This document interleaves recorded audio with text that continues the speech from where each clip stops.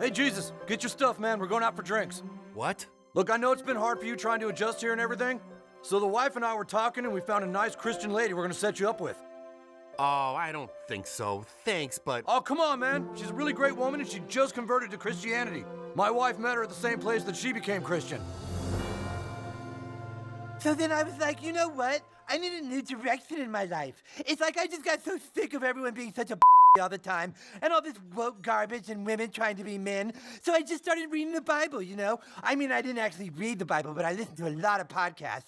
And once I went through my transition, I was like, this is great, only now guys are always checking out my Christianity.